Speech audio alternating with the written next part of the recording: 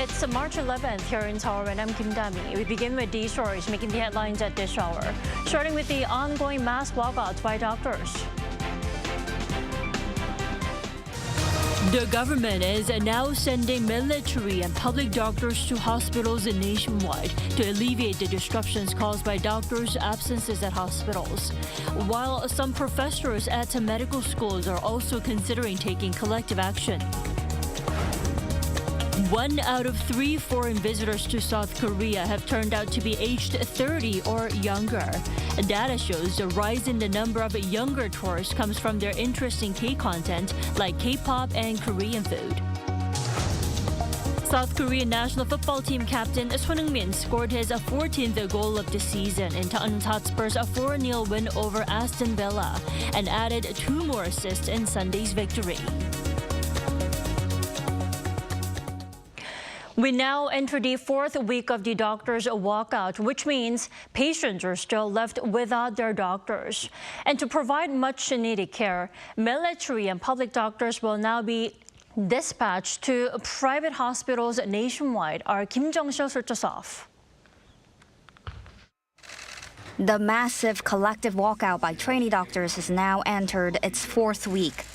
On Sunday, Health Minister Cho Kyu-hong announced plans to maintain the number of doctors amid the health service disruption. We will also ensure the emergency care system is fully operational. We will dispatch 20 military doctors and 138 public health doctors to 20 hospitals for 4 weeks starting March 11th. He added the government will swiftly use the nearly 130 billion won of reserves, roughly $100 million decided last week. The reserves are to support emergency on-call labor costs for medical personnel and help hospitals recruit medical staff during this time. The government also will increase compensation for doctors in essential medical care fields. This is because general practitioners are paid less due to the country's health insurance system, where fees for essential medical care are often set too low, according to the doctors. Regarding the government pilot project that began last month to give nurses the authority to practice partial medical procedures, the minister disagreed that it created the risk of illegal medical services. The pilot project is intended to protect the public health while clarifying the scope of work so that nurses can focus on protecting patients without worrying about other things. Meanwhile, professors of Seoul National University College of Medicine, the country's top medical school, will hold an emergency meeting later on Monday. The professors will likely discuss the current situation and come up with ideas on whether to engage in a collective resignation. South Korea has one of the lowest doctor-to-patient ratios in the OECD, with specialist doctors such as plastic surgeons and dermatologists some of the highest paid. Kim Jong-sil, Arirang News.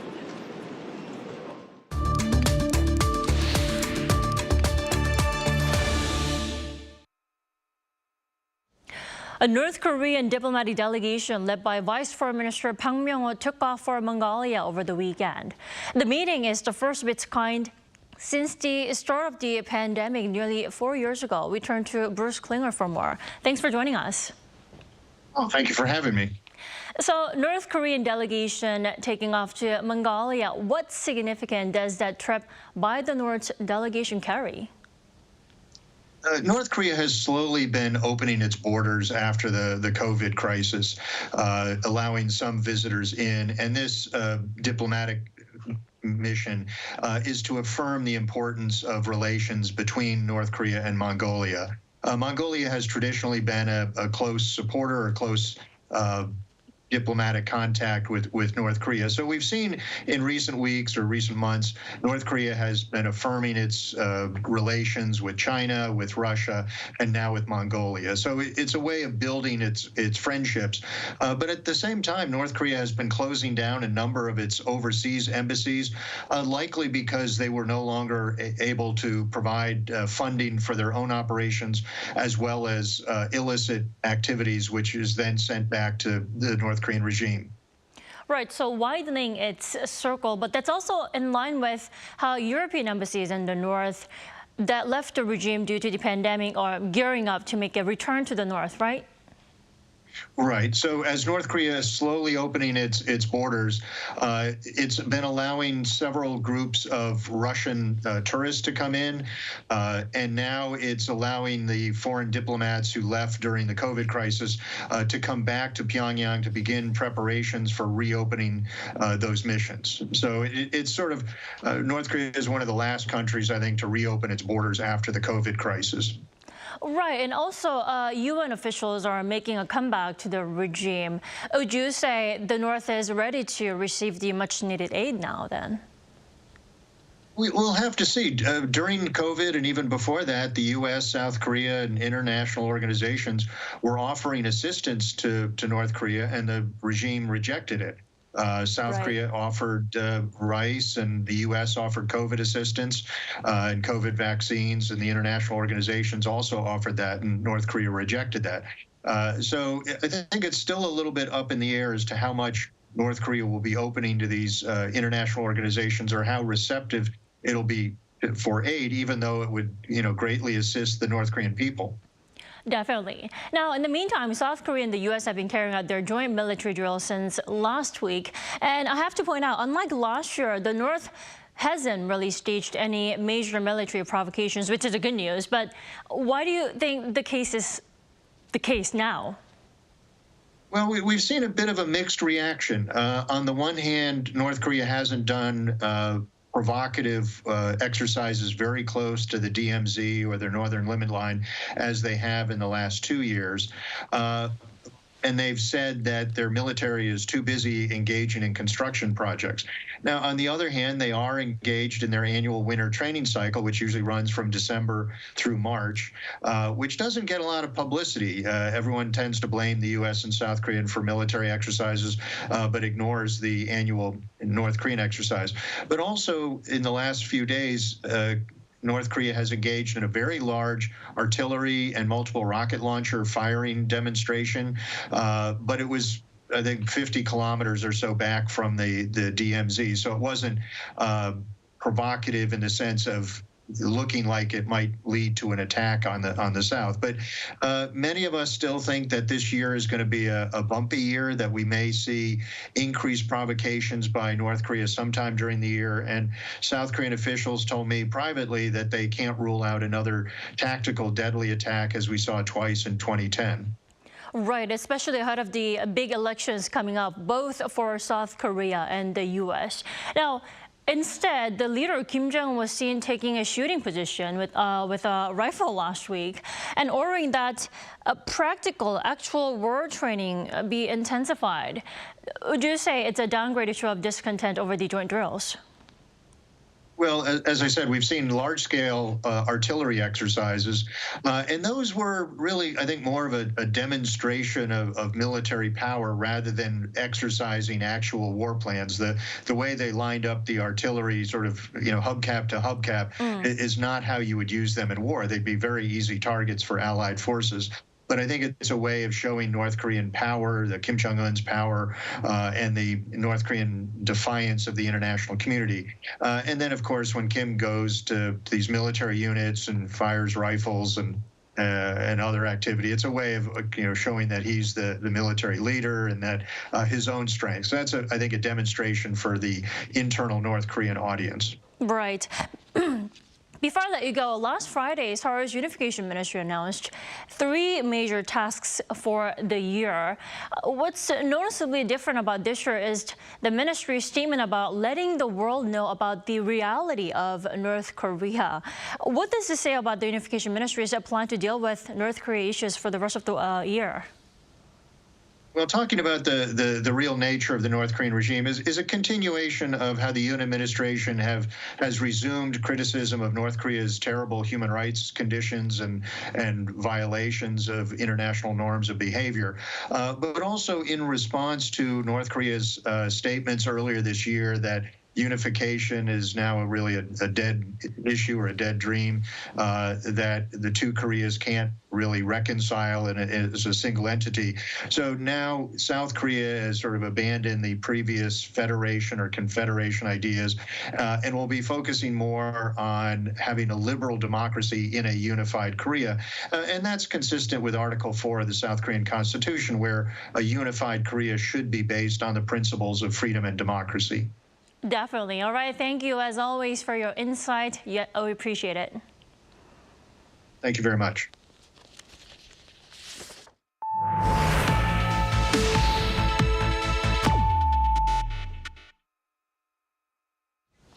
More and more young people from around the world are visiting South Korea. And it's the Korean wave, from music to food, that is attracting them. Our Lee Seung-jae with this report.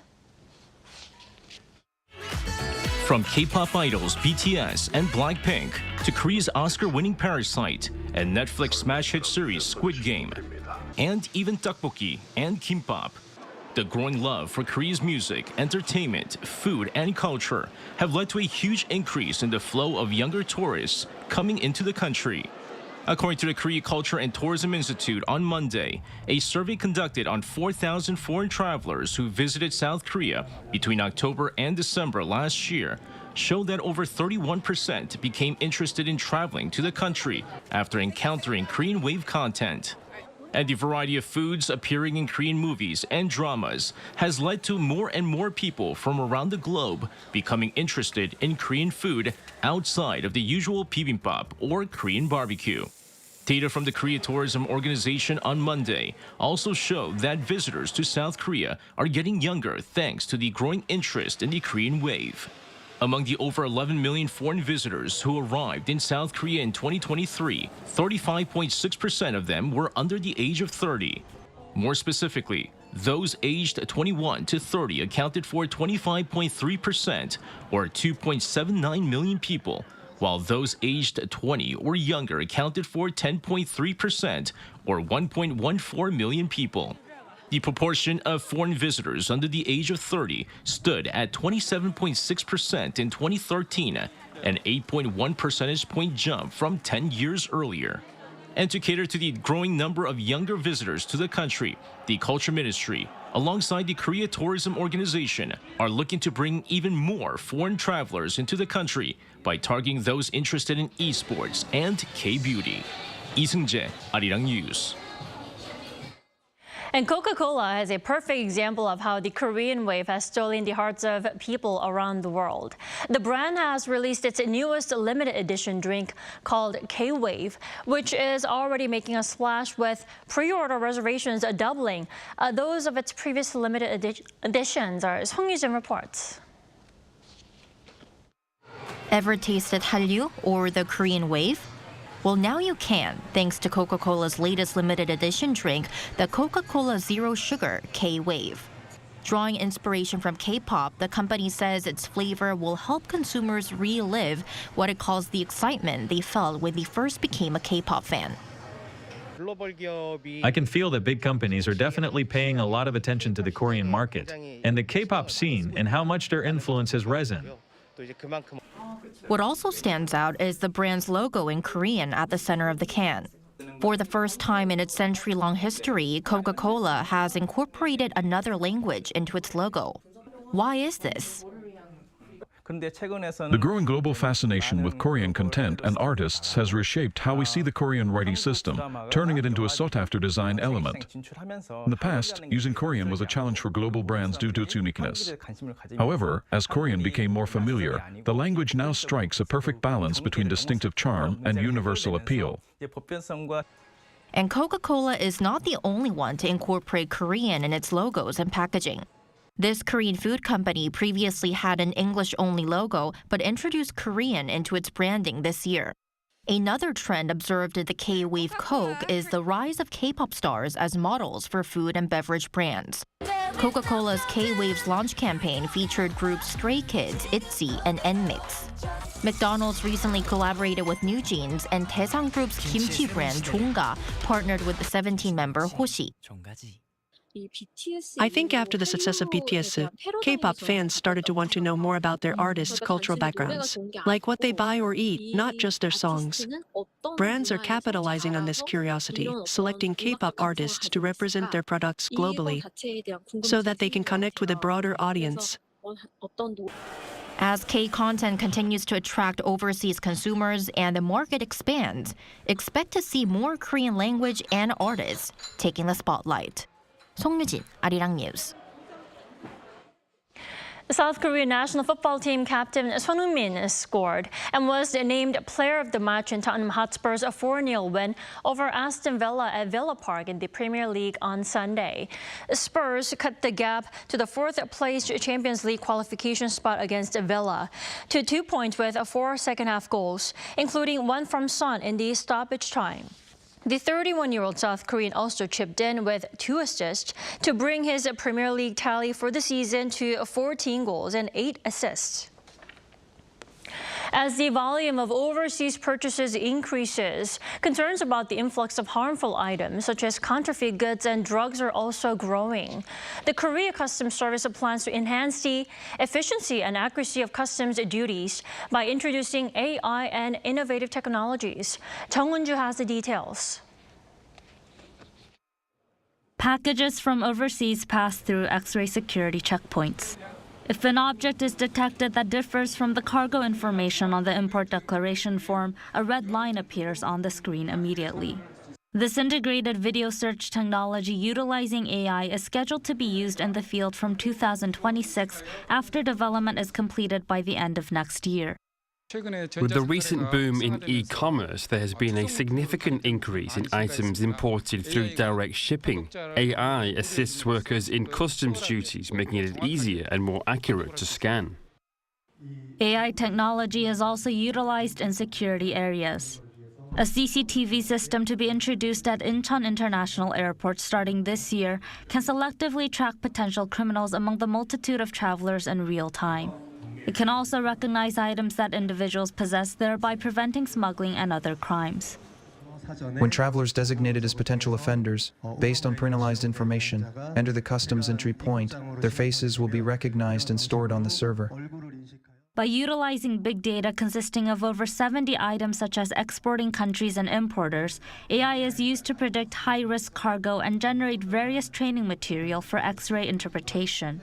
As cross-border purchases surged to 120 million last year and brought the issue of crime-related imports to the forefront of societal concern, the South Korean government's response using AI technology is also continuing to progress. Chung Won-ju, Arirang News.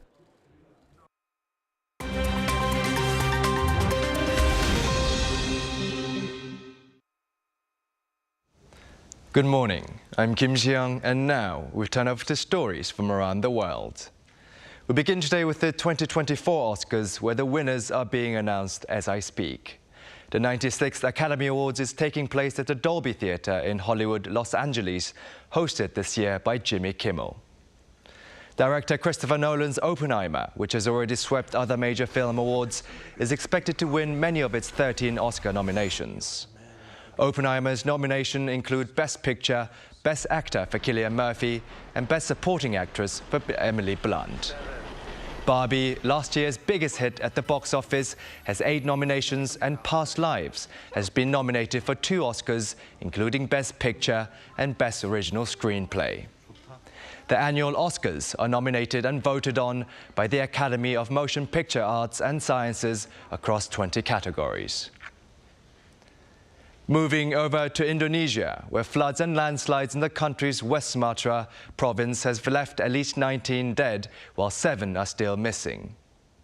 Indonesia's rescue agency reported on Sunday that some 80,000 people in the Pesisir Selatan district of West Sumatra have been evacuated to temporary government shelters, while 150 rescuers have been drafted in for additional support. The head of the local search and rescue agency said most severe damage was seen in the southern coastal area. The area affected has seen several days of torrential rain. Now to India, where exiled Tibetans residing in the country took to the streets on Sunday to protest against Chinese occupancy of their homeland. large crowds of protesters gathered in New Delhi and in the northern town of Dharamsala to commemorate National Tibetan Uprising Day on March 10th. Protesters were seen marching with flags, banners and slogans with raised voices against the Chinese oppression. One protester said they were demonstrating in India because Tibetans in Tibet cannot, while another dragged a poster of Chinese President Xi Jinping through the streets tied to his vehicle. This year also marks 65 years since the Tibetan spiritual leader, the Dalai Lama, was exiled from Tibet. China has ruled Tibet since its army invaded the region in 1950. And finally to Lebanon, where a 4-month lion cub was found and taken into care by an animal charity in its capital, Beirut, on Saturday. The baby lion's owner had reported it stolen or lost earlier in the week. However, a post on social media showed a man with a chained lion cub, prompting urgent action from police and animal rights activists. Authorities handed the 4-month cub to animal rights group Animals Lebanon, which will care for it before securing a sanctuary for the animal. Since the adoption of an animal protection law in 2017, keeping wild animals in captivity is a criminal act in Lebanon.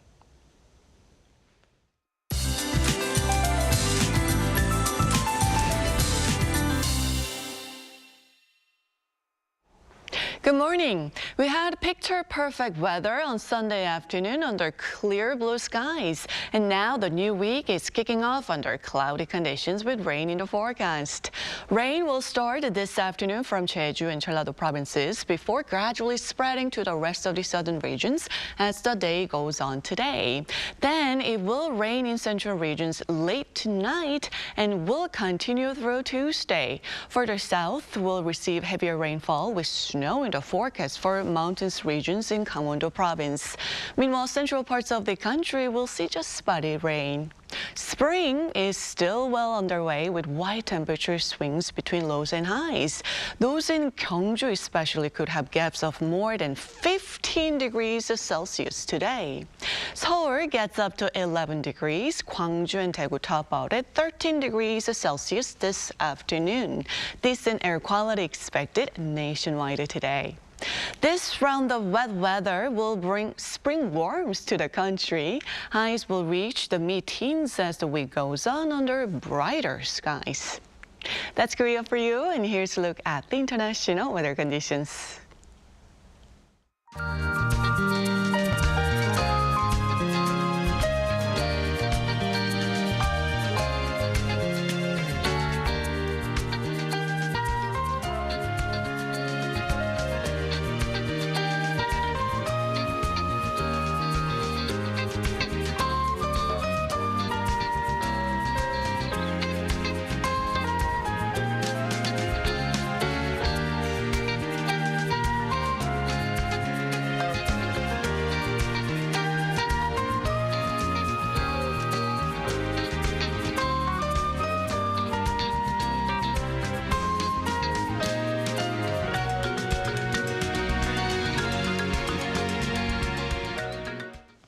We thank you for watching New Day at Arirang. We'll be back tomorrow for Tuesday's edition at the same time, 9 a.m. Korea time.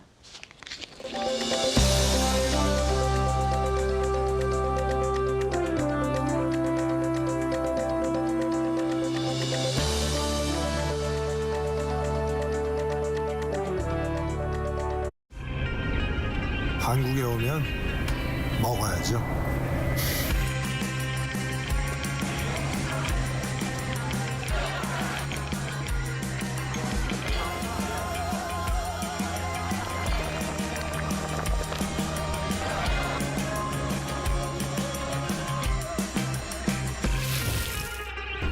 먹어도 끝이 없는 나라. 감당할 수 있겠니?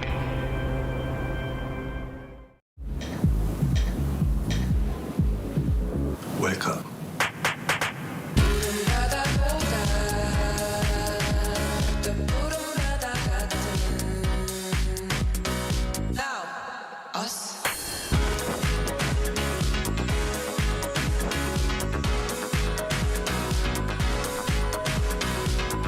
엄청난 에너지를 춤으로 뿜어내는 나라. 감당할 수 있겠니?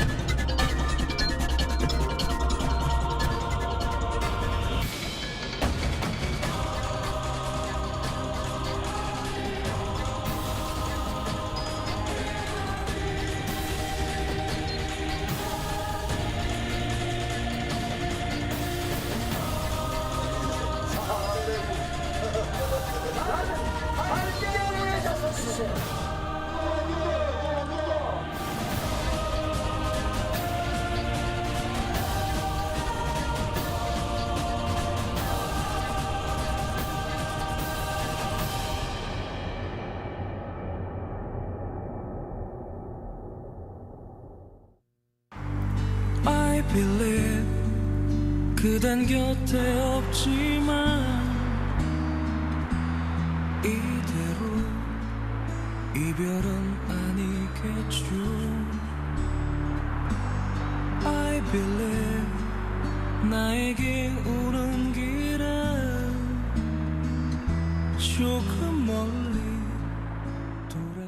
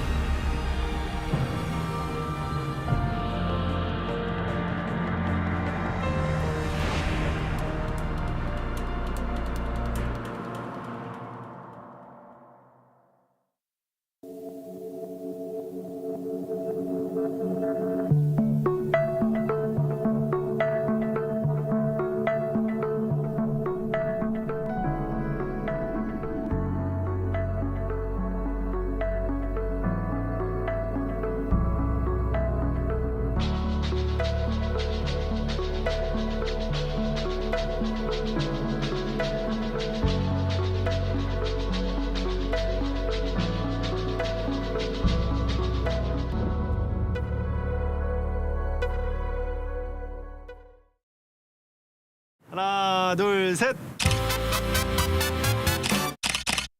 Hey, Mr. Cupid, make sure you listen to what I say. I may be stupid or quite naive.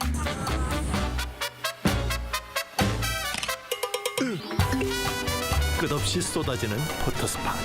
휴대폰 한 대로 감당할 수 있겠니? Arrow straight through my heart.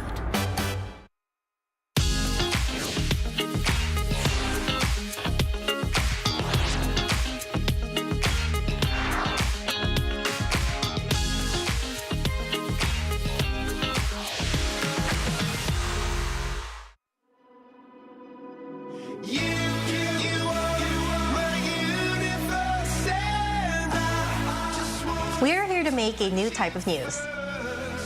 New insights, new styles, and new topics every day.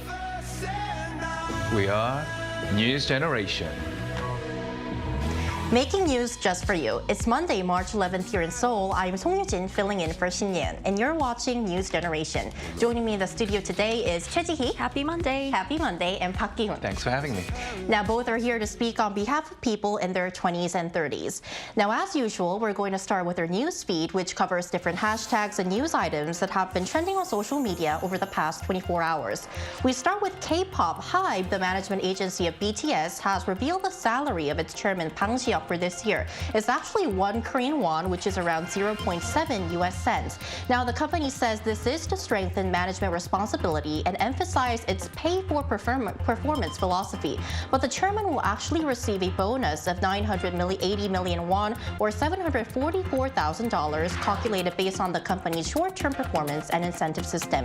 Sports. Today, Hwang Seon-ung, the caretaker manager of the men's national football team, will announce the squad for the upcoming 2026 World Cup qualifiers against Thailand. Eyes are on whether Paris Saint-Germain midfielder Lee Kang-in, who had a falling out with Tottenham Hotspur's Heung-min, will make the cut. The announcement will be made at a press conference at 11 a.m. today. Moving on the cultural front, the 96th Academy Awards, or the Oscars, are underway at the Dolby Theater in Los Angeles. Now, some of the big questions: will Christopher Nolan's Oppenheimer win big? Who will take home Best Actress, with industry insiders leaning towards either Emma Stone in Poor Things or Lily Gladstone in Killers of the Flower Moon? Though no Korean films made the shortlist, Korean-Canadian director Celine Song's Past Lives has earned 2 nominations, and Korean-American Peter Son's Elemental is in contention for Best Animated Feature. Now, so many big movies were premiered last year, and they made it to the list. So among this year's nominees, are there any particular films you enjoyed or you resonated with? Honestly, I feel guilty for not watching many of these films, but I did watch Elemental, which was a very, very fun, entertaining movie. But it's great to see a lot of Korean directors put themselves on the map on a global scale. Celine Song's Past Lives has already won many, many awards and received numerous nominations before the Oscars, which is a great achievement for her debut film. Of course. And it's definitely a movie that I really want to watch at the theaters, because I believe it was only released last week here in Korea. Yeah, so on the 6th, right? And besides it being a very romantic movie, it also touches upon immigrants' lives, and which I can definitely relate to. And I just hope that, the Korean films do better domestically in the box office as well. But I wanted to ask, did you watch any of these movies? Well, I actually watched Past Lives a couple of weeks ago before its Korean premiere. Though it wasn't my type of movie, I still thought it was a great movie, and I definitely thought it was worth 2 Oscar nominations. Oh, nice. And how about you, Ji? Any movies you watched? I just watched one. Well, I watched Oppenheimer, and I really enjoyed it. Although I did almost fall asleep just in the beginning. It was too long. It was quite long. And in the beginning, I couldn't really focus because I was really tired, not because the movie wasn't fun. And I ended up focusing on it as the movie proceeded. But then I had mixed emotions while watching it because from an artistic point of view, the movie was well made, I thought. And the lead actor, Cillian Murphy, did a great job of playing the character, I thought. But the content of the movie, it explores the background of how nuclear bombs were first created. And so it kind of made me feel sad because it made me think that this was the beginning of all the ongoing nuclear issues in the world today, and partly the reason why we can't really see complete peace in the world. And on a different note, however, it's unfortunate also that no Korean films have made it to the nominees list this year. Right, so hope we can see Korean films make the nominees list next year. That was our news feed for this Monday. So now we're going to switch gears and move on to our main discussion topic of the day. Now, if we had to choose a keyword that dominated headlines around the world last week, it's got to be cryptocurrency. Why? My AI voice secretary explains. Last Friday, Bitcoin, the world's main cryptocurrency, hit an all-time high, surpassing $70,000. Watchers say one of the factors behind this rally is the creation of spot Bitcoin exchange trade funds. The U.S. Securities and Exchange Commission approved 11 spot Bitcoin ETFs in January, allowing ordinary investors to buy and sell Bitcoin through their traditional brokerage accounts without needing to set up a cryptocurrency exchange account. And there's speculation of further price growth with the expected Bitcoin halving next month. Halving reduces the reward for mining new Bitcoin by half, which could lead to an increase in price as investors expect supply to be limited. So last week's record high by Bitcoin seems to have kind of sparked a renewed interest in cryptocurrency investment. Well, personally, I haven't invested in cryptocurrency before, but I want to ask our panelists, have you ever invested in cryptocurrency? How did you find it? Please share your experience if you have one. Well, I did. I have experience investing in cryptocurrency. It was over a year ago. I had some Bitcoin, not one whole, but just partial a part of it, and Ethereum and Ethereum Classic as well, all of which were worth half their current value. Wow. And I had other altcoins like Solana, but sold them as they plummeted right after I bought them.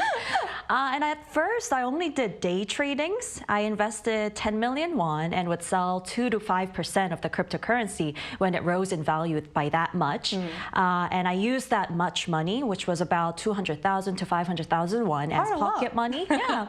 And I tried not to be too greedy with it, you know. And according to experts, there is a positive outlook on cryptocurrency as it's expected to reach a new all-time high soon. And I also think that the value of cryptocurrencies will continue to rise going forward. And so I now regret selling all of mine off, and I wish I had left them untouched.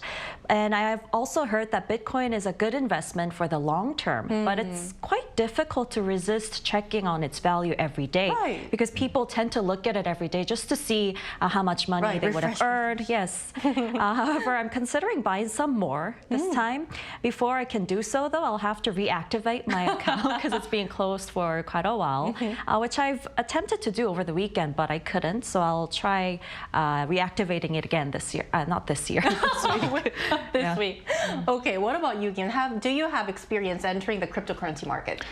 No, I actually don't, not yet, like but I soon to, you know, I plan to open one very soon. But I do invest in stocks, and I think I will continue to do so. In terms of cryptocurrency, some of my colleagues told me to start, you know, investing in Bitcoin when it first came out into the market. But just like many other people, I was very skeptical as to how reliable this kind of, you know, asset would be.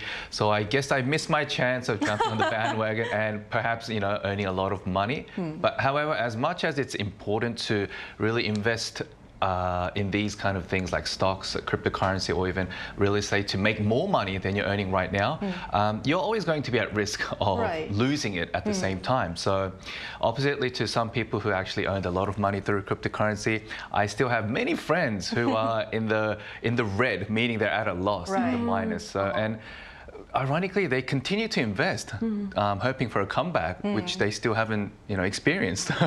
So I'm on a very different standpoint compared to them.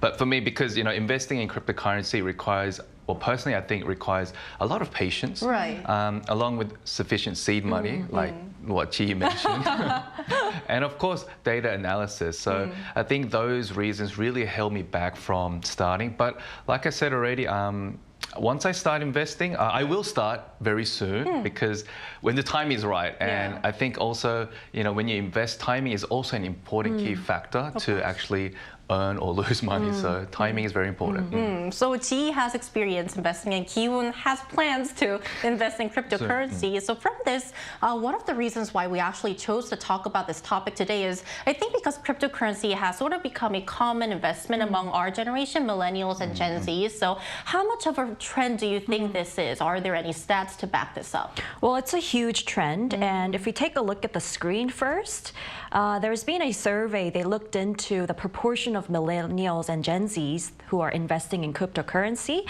And as you see on the graph, 62.4%, which is a lot. That's the Millennials and Gen Zs taking up the proportion of the total investors of cryptocurrencies. And this is mainly because these younger generations are more accustomed to digital devices and they're very open to accepting new technologies, which makes them less reluctant to cryptocurrencies compared to older generations who may seem very reluctant to accepting new technology, and they're not really knowledgeable in these new kind of things, devices, technologies, whatnot.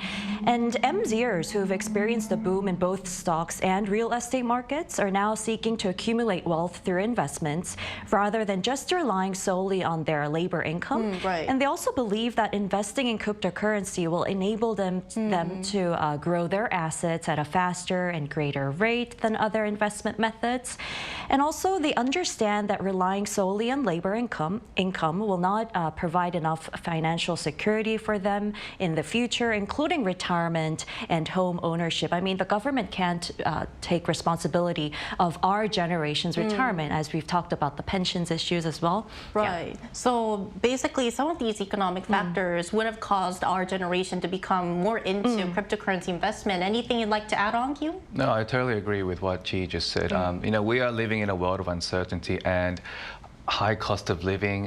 You know, prices are soaring almost every day with the wars happening all across the world. So I think many MZers have flocked to the stock market, you know, hoping to earn a lot of money in a short amount of time. But like I said, it does become a bit of a gamble, especially in the cryptocurrency market, because it's open 24/7, meaning that it's very active and volatile at the same time. So people think, oh, I can make a lot of money in a short amount of time, but that's not always the case, because once it turns into kind of like a gambling kind of method, you'll end up losing a lot of money. And, you know, also, you know, there are high hopes that there will be interest rate cuts from the Federal Reserve throughout this year. So that obviously encourages more people to invest. And I guess, you know, Bitcoin owners will probably hope to, you know, have the prices go up even more for a higher return. Right. So investors have all of these kind of hopes when they enter the cryptocurrency market. But as we all know, there are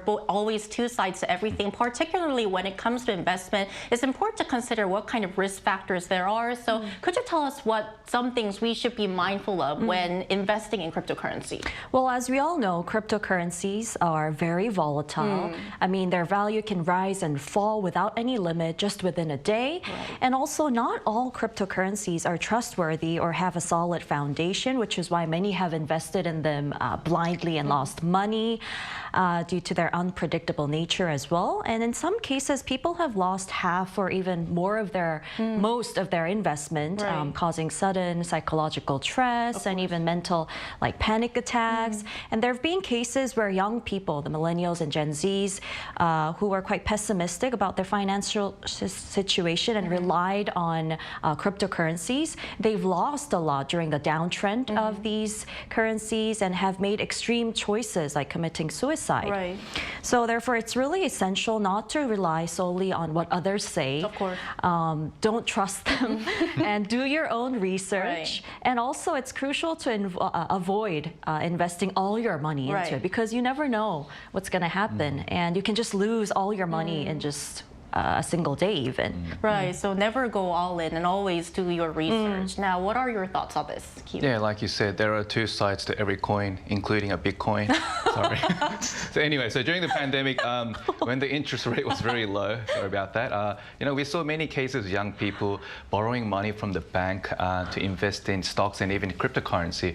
But, you know, they ended up in a lot of debt and not being able to pay back. So they ended up, you know, applying for debt restructuring, which is not the best thing you want to do at a young age.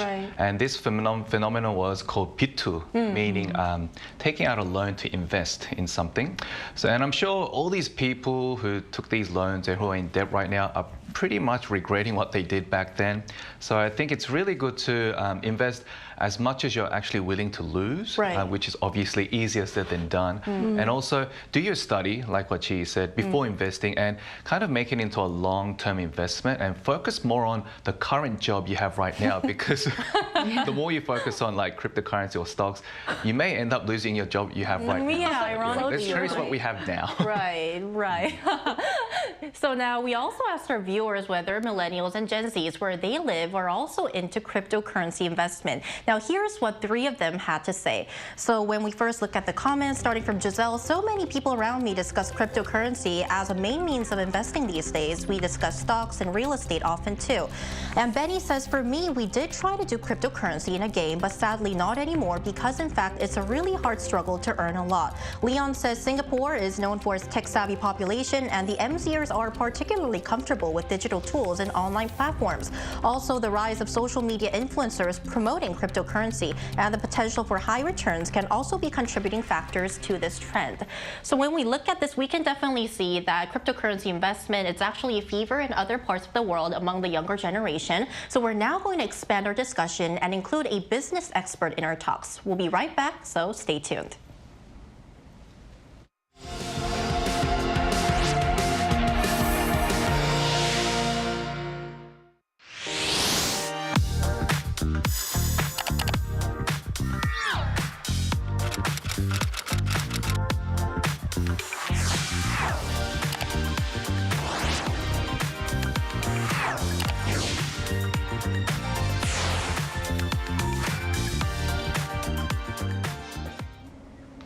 Right, today we're joined by Professor Heung-min, Professor of Business Administration at Ewha Women's University in Seoul. Welcome, Professor Ted, to the show. Good morning. Thank you for joining us, Professor. Now, our first question is, from an expert's point of view, why do you think cryptocurrency has gained popularity, particularly among millennials and Gen Zs? The popularity of cryptocurrency among millennials and Gen Zs can be attributed to several key factors.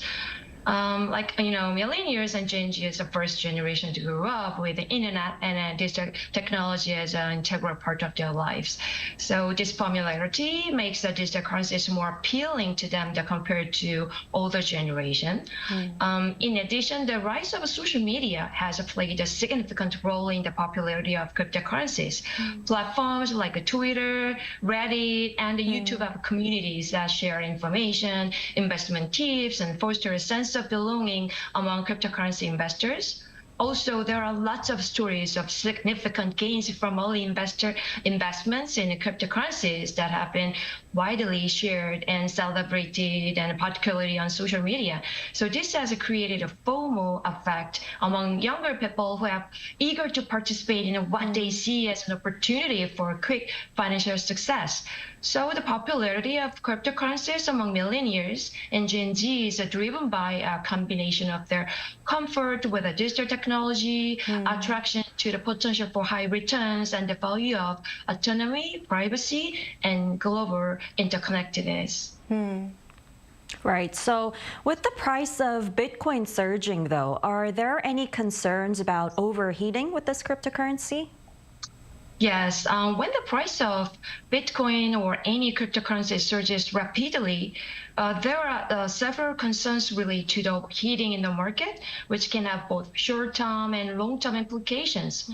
The rapid surges in price often lead to increased volatility. While volatility can offer opportunities for profit, it also increases the risk of losses, especially for inexperienced investor who may enter the market during a surge hoping for quick gains. In addition, a significant concern is the formation of speculative bubbles. When the price increases is not supported by underlying fundamentals, but rather by speculative buying, there is a risk that the bubbles may burst, leading to sharp correction in price. This only affects investors caught in downturn, but can also have broader market implications. Furthermore, the governments and the financial authorities might implement new regulations or enforcement action impacting the market dynamics and potentially cooling investments in the market. In addition, in a rapidly surging market, the potential for market manipulation increases. These include practices like a pump and dump scheme, where the price is artificially inflated to attract investors before the orchestrators sell off their holdings, causing the price to crash. Also, accessibility for average investor can be, as a price surge, the barrier to enter increase for average investors. It's potentially limiting the accessibility of Bitcoin to broader audience and concentrating holdings among earlier investors or those with more significant capital. Professor, thank you very much. As we're seeing more millennials and Gen Zs investing in virtual assets, what measures do you think are necessary to protect them? Very shortly. Safeguarding millennial and Gen Zs and crypto investment involves a combination of education, regulation, and the promotion of best practices within the cryptocurrency industry. So, enhanced financial literacy program is important. In addition, teach younger investors about the risk management strategies such as diversification, and setting stop loss orders, these things. And the most important role is in the government and financial regulatory bodies. They should work to develop clear, fair regulation that protect investors from fraud and the market manipulation. And fraud awareness and reporting mechanism is important safeguard as well.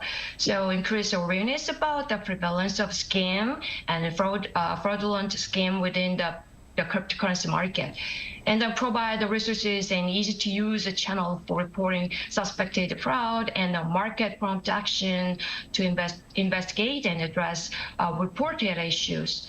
And the most important part is advise the younger generation to use well-established, reputable cryptocurrency exchanges market and wallets that prioritize that think they important user security and have a track record of dealing with the security breaches effectively. All right, thank you so much, Professor Tae. We really appreciate it. Thank you for having me. Thank you. So unfortunately, we're running out of time. So I want to ask one of you guys, wrapping up our discussion today, did your thoughts or your plans on cryptocurrency change? Who wants to go? I think Chi wants to go. No. Well, just quickly, I was going to say a few words. Just don't be greedy. And I think day trading is a lot safer. How about you, Hugh? Any plans? I'll keep it very short. Easy come, easy go. Right, it's easy come, easy go, everyone. Unfortunately, that's all the time we have for today, but we'll be here every day from 9:30 to 10 a.m. Korea time, bringing you more topics young people are talking about. Special thanks to Choi Ji-hee. Thank you. And Park Ki-hoon. Always a pleasure. This was Song Yu-jin filling in for Shin Yen. Thank you everyone so much for watching. We'll see you tomorrow. We are News Generation.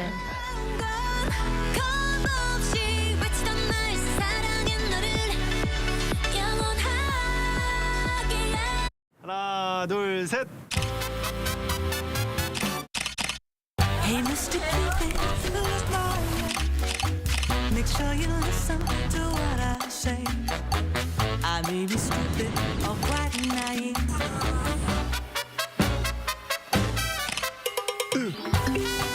끝없이